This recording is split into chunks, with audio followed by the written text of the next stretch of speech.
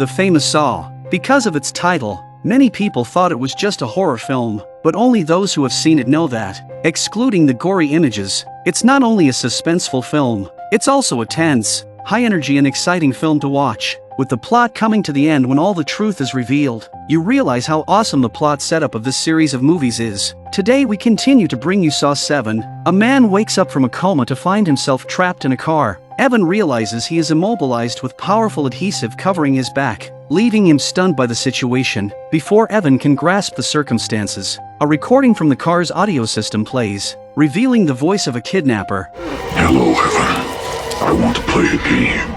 Due to Evan and his friends' discriminatory behavior towards others based on skin color, they are about to face a cruel game and test orchestrated by the kidnapper. In 30 seconds, the jacks holding up this car will fall, setting off a deadly chain of events. In order to stop this from happening, you must tear yourself away from the seat to which you are glued.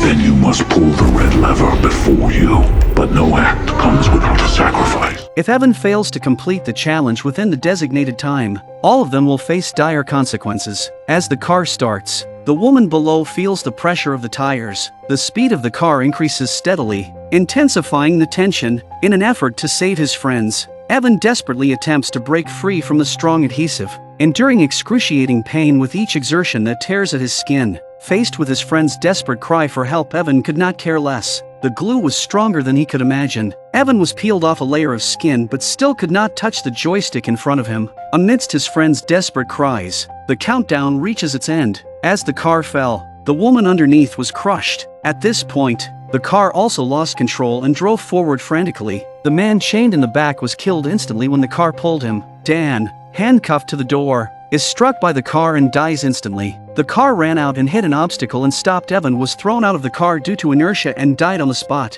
The police quickly arrived at the scene after receiving the alarm and began their investigation. Strangely, they discovered mocking words left by the kidnapper on a mirror at the crime scene. On the ground, they found a blood-stained headgear device. They knew that all of this was the work of Hoffman. As it turned out, Hoffman had been locked up here by Jill. Hoffman, too, was subjected to punishment by wearing the mechanical headgear. However, nobody expected that Hoffman, driven by his intelligence and will to survive, managed to survive after the headgear was triggered. Unfortunately, his face was mercilessly torn by the mechanical contraption, and Hoffman had to perform emergency sutures on himself. This scene was witnessed by Jill, who was hiding in the corner, because Jill didn't have time to get out of there. And it's a good thing she wasn't spotted by Hoffman. The first thing Jill did was to go to the police station to call the police, and she told Detective Gibson about Detective Hoffman's involvement in the case. Jill knew that Hoffman would surely seek revenge on her, so she chose to become a witness for the police and requested protection.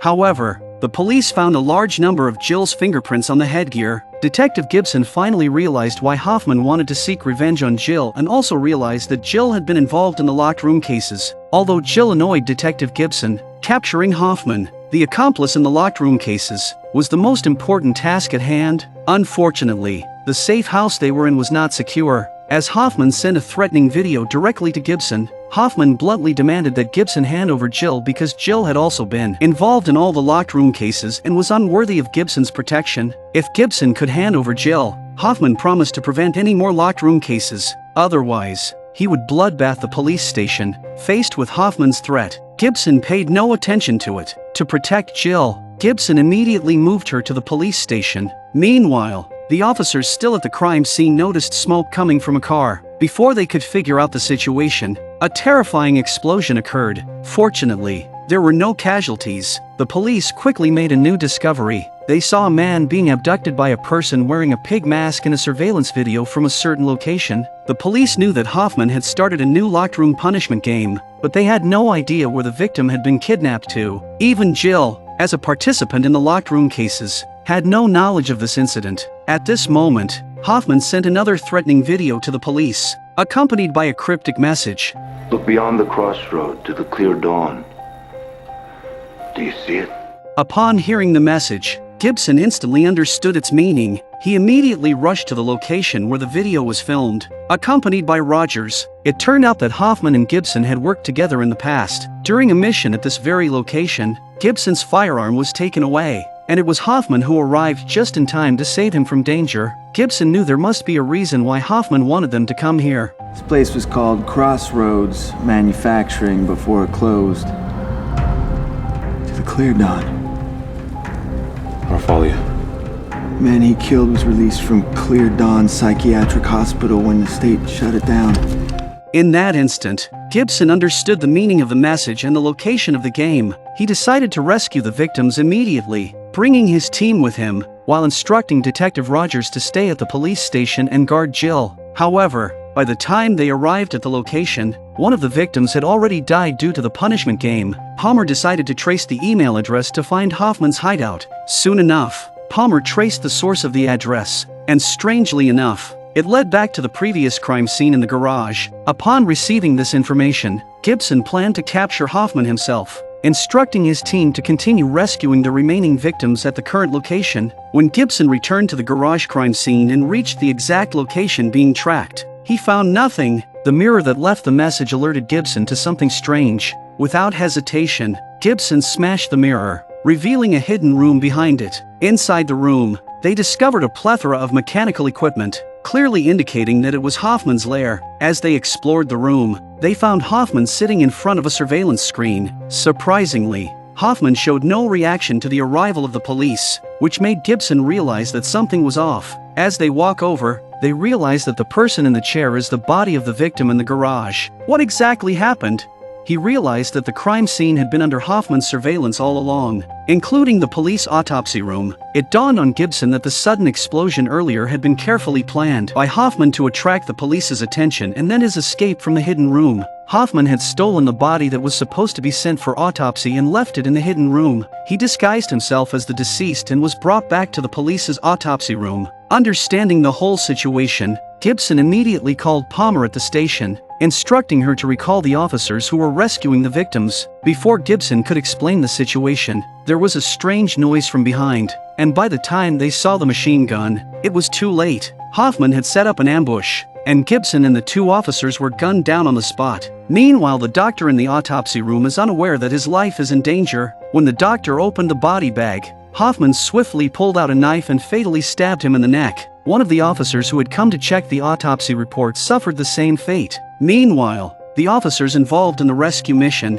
while searching for the victims, unknowingly fell into Hoffman's trap. They found themselves locked inside a room, unable to escape. As they attempted to open the door, they inadvertently triggered a switch mechanism in the room. A poisonous gas began to fill the room, and the rescue team members collapsed one by one. Palmer, with a bewildered expression, remained unaware of what Gibson was facing. Little did she know that Hoffman had quietly approached her from behind, swiftly snapping her neck and causing her immediate death. The two officers who were guarding Jill suddenly heard knocking at the door. One of the officers walked up to the door and saw that it was Palmer, and he chose to open it. Unbeknownst to him, Hoffman was hiding behind her. Hoffman swiftly executed the officer in the most lethal manner. However, the privacy glass in the interrogation room prevented anyone from seeing what was happening outside. When Rogers turned around, he was completely unaware that Hoffman, holding a gun, had taken aim at him. With a single shot, Hoffman struck Rogers in the head, ending his life.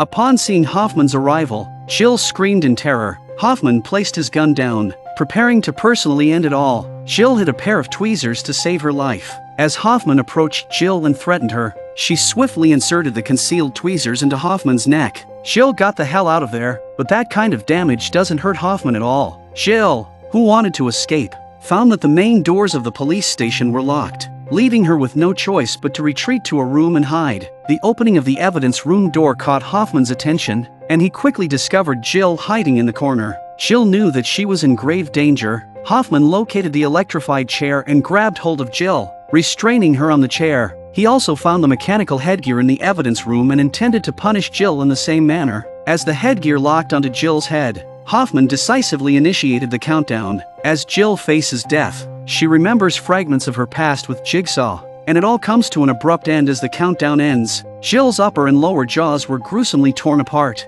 resulting in her immediate death. After all this, Hoffman plans to make a run for it, and he chooses to blow up his own lair. However, he never anticipated being confronted by a group of individuals wearing pig masks. In the midst of the struggle, Hoffman was injected with a sedative and fell to the ground. No one expected Dr. Gordon, who escaped with a broken leg, to appear here. It turns out that Dr. Gordon, the man who escaped the chamber, fainted due to blood loss, and Jigsaw saved him and fitted him with a prosthetic leg. Surprisingly, Gordon later became a disciple of Jigsaw, and he was also involved in those locked room cases, the victims with the key hidden in their stitched eyes, the female doctor chosen for Jigsaw's surgery, and even Trevor, who had his eyes sewn shut. All were orchestrated with Gordon's assistance, and the threatening letter to Hoffman, all of which Gordon helped Jigsaw pull off. Most importantly, Jigsaw left Gordon a videotape because he foresaw the possibility of his wife falling victim to Hoffman's hands in the event of an accident. Jigsaw gave Gordon a task: if his wife met an untimely fate,